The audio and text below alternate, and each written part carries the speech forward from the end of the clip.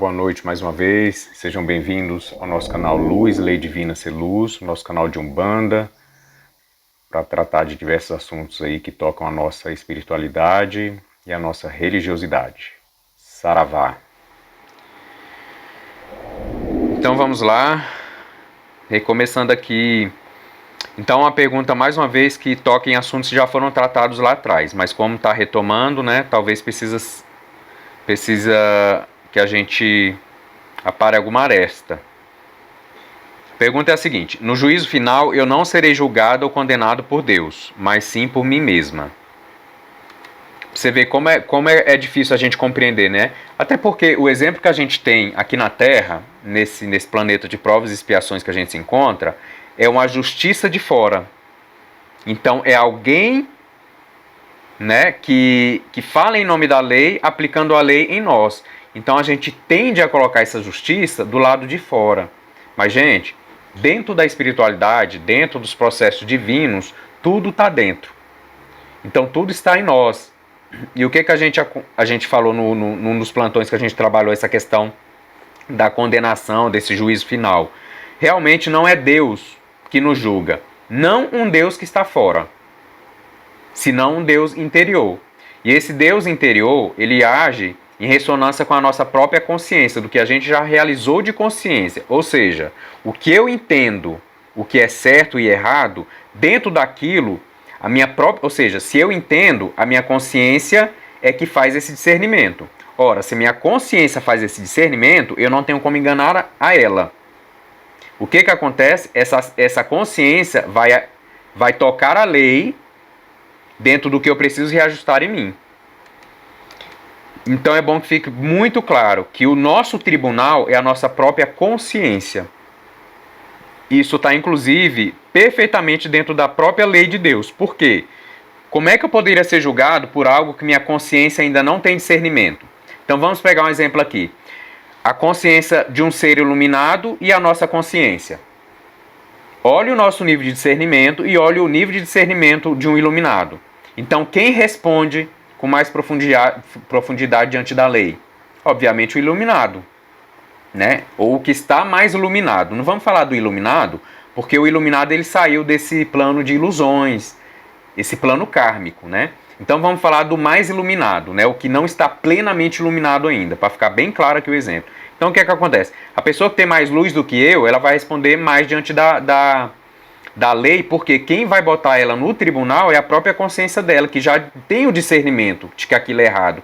Se ela tem um discernimento, ela precisa de um reajuste. Se ela precisa de um reajuste, ela está tocando as leis kármicas. Então ela vai atrair situações para a vida dela que vão provocar, que vão oportunizar esse reajuste. Então o que acontece? De fato, não é um Deus exterior, é o nosso Deus interior, que tem a ver com a nossa própria consciência realizada. O Diego fez uma colocação bem interessante com relação assim, né, da gente fazer essa diferenciação de que não é essa consciência nossa do estado de vigília, de encarnado principalmente que a gente está, que vai fazer esse julgamento, né, que é uma consciência mais expandida, né, que realmente onde as verdades já se realizaram. Aí só uma colocação que eu faço, isso foi muito bem colocado, Diego, só uma observação que eu faço no sentido seguinte, que na verdade a consciência é a mesma.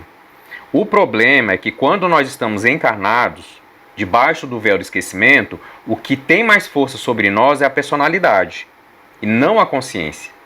Mas o que nos julga é sempre a consciência, e aí está a diferença. Assim, o que eu estou aprofundando o que o Diego falou, o que ele falou está certíssimo.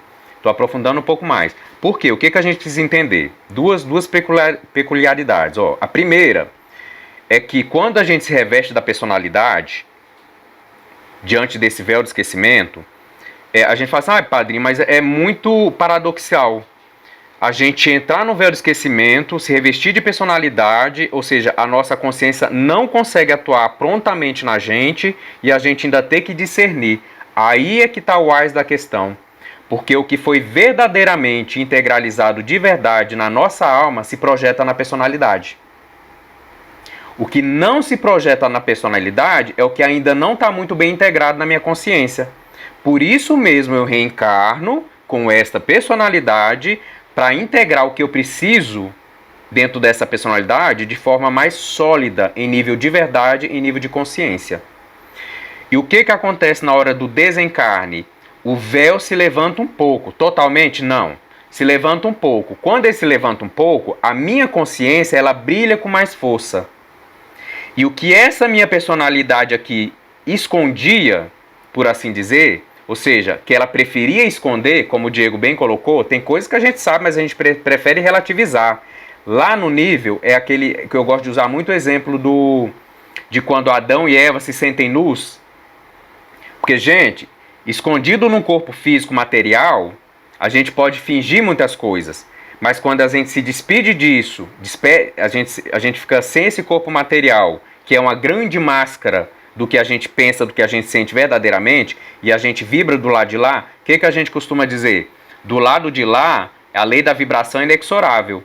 Então, se eu vibro doenças sexuais, eu vou para o Vale dos Sexólatras. Se eu vibro questões suicidas, eu vou para o Vale dos Suicidas.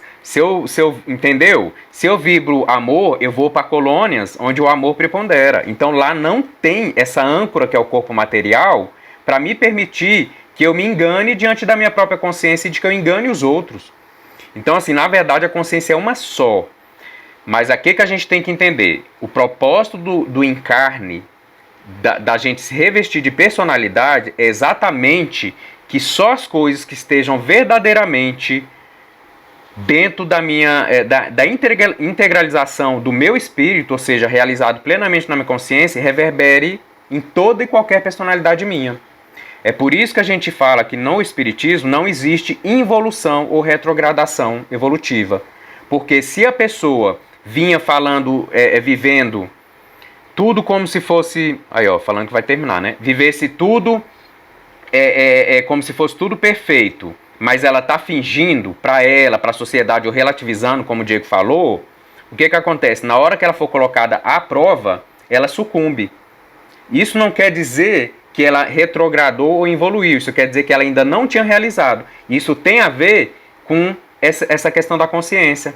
Porque se fosse uma coisa que já fosse consciência nela, ela não erraria, ela suplantaria. Porque assim, a consciência ela só se ilumina quando a gente passa pelas expiações, pelas provações e a gente suplanta. Isso se transforma em consciência. Então a gente dominou a questão, a gente está acima dela.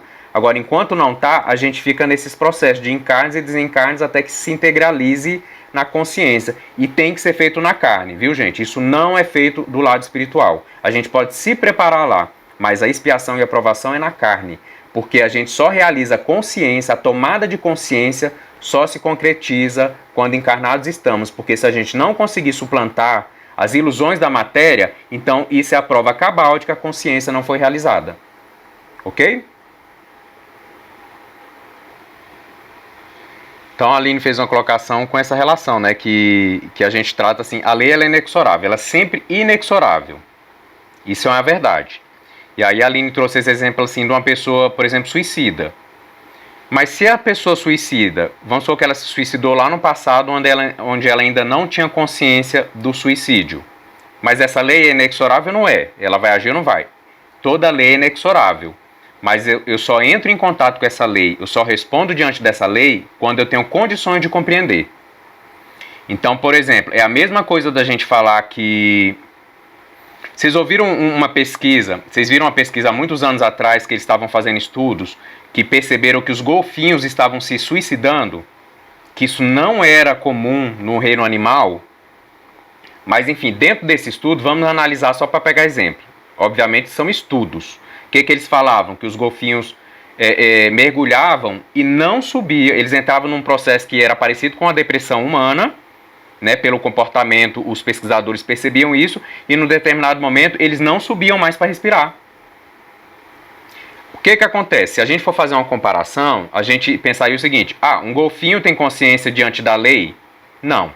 Inclusive os animais eles estão construindo essa sensibilidade ao longo dos reinos. Só o ser humano, quando recebe esse sopro da consciência, é que ele começa a discernir, Então imaginemos nós, se nem um ser humano primata ou primitivo, ele tem condição de responder diante da lei, imagine um animal. Por que não tem? Porque a consciência ainda não está realizada. Se um ser humano primitivo ele está começando a ensaiar as experiências que vão trazer para ele o discernimento do que dói, do que é bom, do que faz mal, do que faz bem, enquanto ele não tiver discernimento, isso quer dizer que a consciência dele não está realizada. Então a consciência dele, na hora do julgamento, sendo o tribunal dele, essa consciência vai aplicar as leis que ele tem condição de entender. Qual é a lei que um ser primitivo tem condição de entender? A lei da dor, a lei da fome, a lei da autossobrevivência. Agora, não a lei kármica. Então, o que a gente entende? A lei kármica, ela é inerente aos mundos de provas e expiações. Tá? Nos mundos primitivos não existe karma.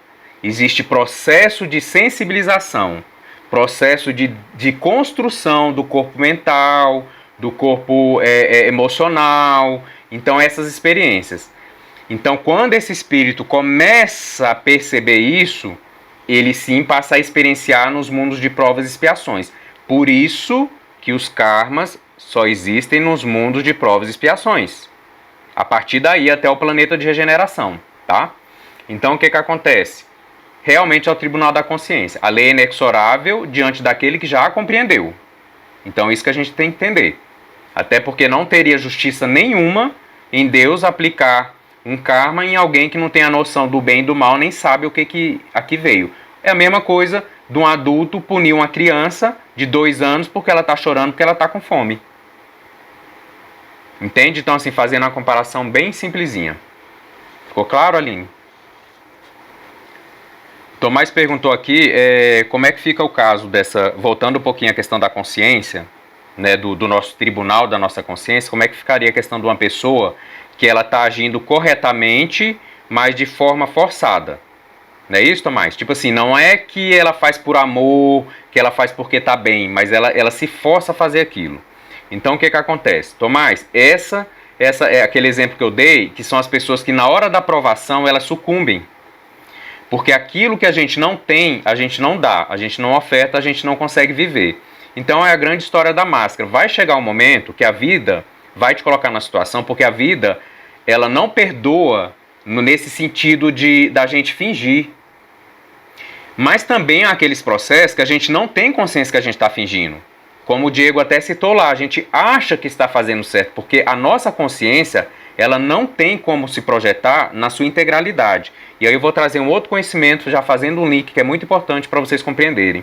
Gente, a nossa consciência, ela é tão poderosa, como o Diego falou, ela é tão expandida, ela é tão maravilhosa, que nos mundos onde a personalidade, onde o ego precisa se projetar para as nossas experiências, nós não teríamos como lidar com toda essa carga. Por quê? A consciência, ela tem a ver com o nosso eu divino. Pensem só, com o nosso eu divino, tá? Então a gente está construindo isso, a gente está tomando... sendo um pouco redundante, mas vocês vão entender, nós estamos tomando consciência da nossa consciência. É muito interessante isso, do tanto que nós estamos segregados de nós mesmos, por essa ilusão da separatividade, essa heresia da separatividade. Então, assim, olha só, vamos analisar. Quantas reencarnações nós tivemos? Quantas experiências nós temos? Quantos dons nós temos? Porém, também, quantos traumas nós carregamos, quantas desarmonias nós carregamos. Imagine se Deus falasse assim: Tomás, você vai reencarnar consciente de tudo. Todas as suas desarmonias, todas as suas raivas, seus ódios, suas mágoas. Então, o que a gente entende? Que quando a consciência se projeta em centelha por meio de uma personalidade, tem uma misericórdia divina agindo aí, para que a gente, ao pouco, vá aprendendo a lidar com uma coisa que é tão maior, que a gente tem que tomar consciência dessa coisa progressivamente, gradualmente. Então, numa reencarnação, eu vou trabalhar alguns reajustes, alguns níveis de desarmonias, e vou utilizar alguns dons. Dons é o que eu realizei de bom. Em outras reencarnações, eu vou fazer outras experiências, vou trabalhar outras desarmonias e vou utilizar outros dons. E nesse somatório, né, eu vou me integralizando como ser. Eu vou me despindo das ilusões tomando consciência dessa minha consciência, e assim essa consciência cada vez age mais, até que eu não precise mais da personalidade. Eu já me torno uma individualidade. Então o que é interessante, Tomás, a gente analisar? Que se eu estou me enganando, mesmo consciente disso, ou inconscientemente, aí está a força da minha consciência. Ela vai me projetar nas situações onde eu preciso enxergar isso às claras. Aí eu volto de novo àquele mito de Adão e Eva no paraíso. É por isso que a gente costuma dizer que quando a gente desencarna, a gente vai para a erraticidade, que é o plano espiritual. Por que erraticidade? É um sinônimo que a gente dá porque é o momento de nós enxergarmos os nossos erros, porém com esse véu um pouquinho levantado. Então muitas coisas que eu me enganava, eu agora não consigo mais me enganar. Tudo para dentro, tudo que eu fiz, tudo não, porque a gente não tem condição de lidar. Mas o mais importante dessa vida que precisa eu enxergar, para uma próxima reprogramação, isso vai ser feito. Isso vai ser, eu vou enxergar. Porque a minha consciência, que é o meu Deus interior, ele é que sabe o que eu preciso. Entende? Então, assim, você pode ver que até quando a gente fala, a gente ainda separa um pouco, porque a gente está nesse processo de tomada de consciência, que eu sou eu, e não existe esse Deus interior como se não fosse eu. A gente ainda terceiriza, mas faz parte desse processo, desse plano de evolução que a gente está e do estado de consciência que a gente se encontra. O que a gente tem que entender é que a gente já sabe, em teoria, que o eu divino é a verdade e nós somos um só. É o Deus em nós, é a nossa parte divina. Porém, exatamente pela nossa consciência ainda não estar realizada prontamente, a gente ainda está tomando consciência disso. A gente sabe em teoria, mas a gente não consegue viver essa verdade. Por isso a gente ainda erra. E quem diria, talvez até erre mais do que acerte. Mas está tudo dentro de um plano das nossas buscas. Então, assim, resumindo aqui, se eu me engano, mesmo que seja consciente ou inconscientemente, porque tem pessoa que, vamos supor, que é tão prepotente que acha que o que ela está fazendo, dominar as pessoas, escravizar as pessoas, o materialismo, para ela é o certo.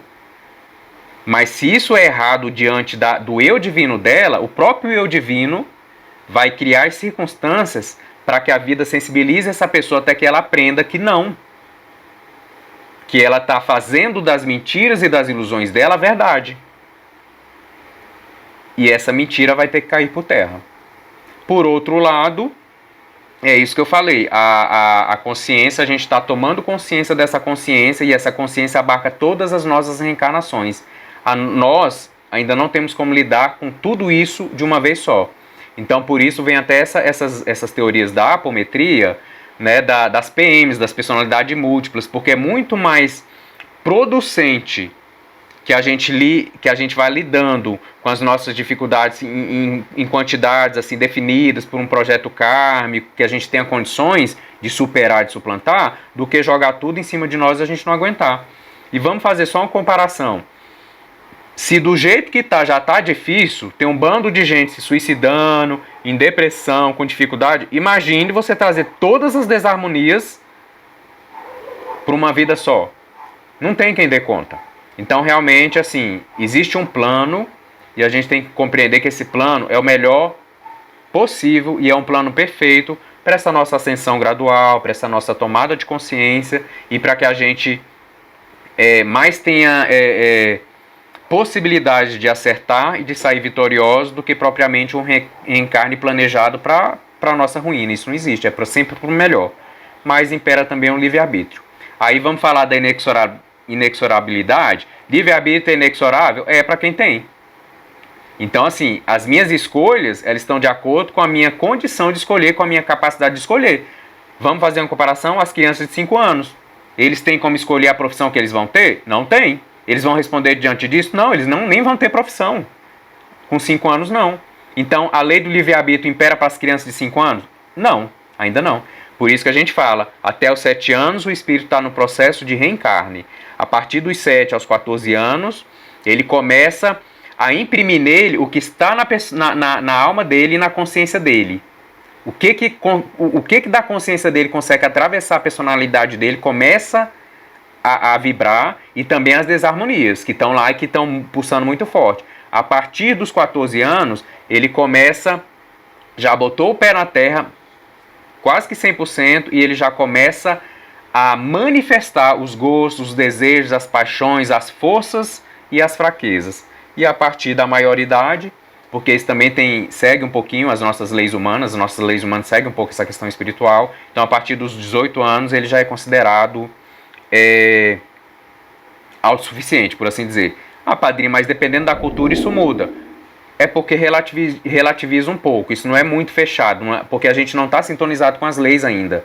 A nossa evolução é exatamente para que a gente consiga essa sintonia. Então lá no futuro, a gente adentrando nessa fase de plena degeneração, com certeza essa maioridade, menoridade, tudo isso vai mudar, porque a nossa referência ela vai ser cada vez mais espiritual, e quanto mais espiritual, mais fidedigna às leis verdadeiras, ok?